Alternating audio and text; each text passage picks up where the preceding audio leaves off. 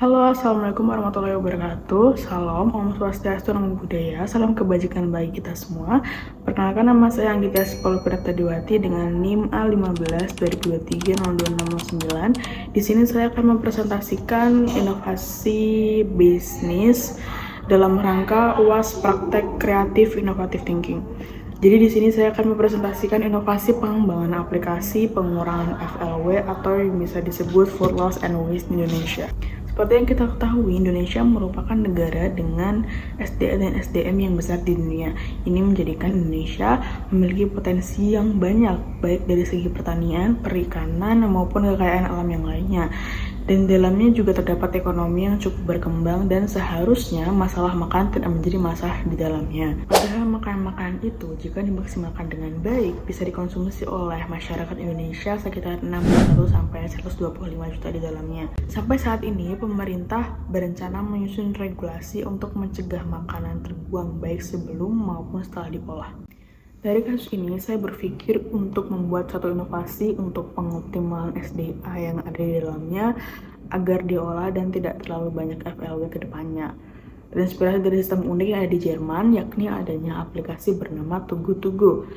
Pada umumnya di Jerman, di sana menyediakan aplikasi seperti ini dengan maksud dan tujuan agar orang-orang di sana bisa makan dengan harga murah di mana diskon sampai 75%. Mengapa demikian? Dari tujuannya makan murah ini, platform ini memungkinkan pengguna untuk membeli dan mengoptimalkan makanan yang tersisa dari restoran, toko roti, atau toko makanan lain dengan harga lebih rendah daripada harga reguler. Ini tidak hanya membantu mengurangi pemborosan makanan, tapi juga memberikan peluang untuk menikmati makanan berkualitas dengan harga terjangkau. Makanan yang dijual ini merupakan makanan sisa.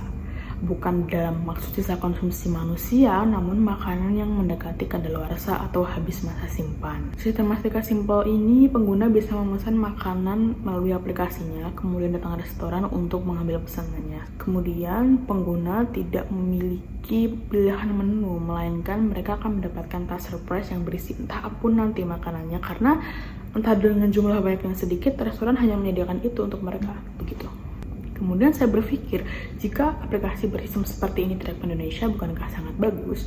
Di Indonesia sendiri sebenarnya sudah ada aplikasi yang bersistematika sama bernama Surplus, yakni inovasi karya anak bangsa yang diluncurkan pada tahun 2020. Platform digital ini menyediakan layanan untuk menyelamatkan makanan berlebih dari toko atau warung makan dengan setengah harga tanpa syarat apapun alias diskon hingga 50%. Banyak keuntungan dari aplikasi ini, namun aplikasi ini baru dari daerah Jabodetabek, Bandung, Yogyakarta, Malang, dan Bali dengan pilihan restoran atau toko roti yang masih sedikit juga. Dengan inovasi ini, saya berpikir untuk menciptakan suatu aplikasi dan bisnis baru yang bernama Good Together, yang bersistematika sama seperti Tugu dan Surplus dan ingin memperluas jangkauannya di Indonesia. Sesuai dengan namanya Good dan Gather, pastinya banyak sekali keuntungan yang ada di dalamnya. Yang pertama diantaranya adalah mengurangi food waste. Yang kedua, meratakan produksi dan pemanfaatan SDA kepada semua SDM di Indonesia. Yang ketiga, restoran investor tetap dapat menjual produk yang belum terjual walaupun dengan setengah harga tanpa membuang bahan produksi yang telah jadi. Kemudian perataan kepada semua SDM yang menginginkan harga murah namun tetap dapat makanan berkualitas. Kemudian bukan hanya menjamah restoran, kafe, atau swalayan, kami akan mencoba untuk menjamah food court dengan banyak stand atau warung UMKM dengan niat untuk membantu UMKM juga. Kemudian kelebihan dari aplikasi ini nantinya adalah yang pertama kemudahan registrasi dan proses pemesanan. Yakni pengguna dapat mendaftar dan mencari tempat-tempat mitra yang berpartisipasi dalam aplikasi, makanan dengan lokasi terdekat, banyaknya pilihan pembayaran yang aman karena segmentasi pasar dan kemudahan penggunaan aplikasi yang bisa digunakan dan dimanfaatkan oleh semua umur, maka pilihan pembayaran terhadap cash dan e-wallet yang lainnya. Untuk pembayaran yang aman dan fleksibel tentunya nantinya akan dikaitkan dengan akun mitra. Kemudian ada penilaian ulasan, pengguna dapat memberikan ulasan dan penilaian terhadap pengalaman mereka, membantu membangun kepercayaan antara pengguna dan tempat-tempat mitra.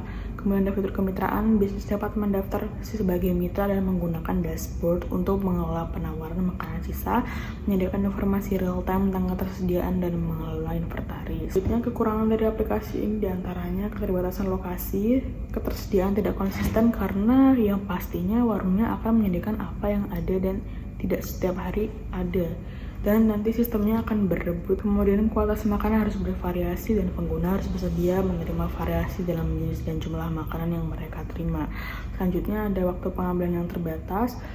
Kemudian ada risiko kontaminasi. Tentu saja meskipun bisnis mitra diharapkan memiliki standar kebersihan yang ketat, ada potensi risiko kontaminasi makanan sisa.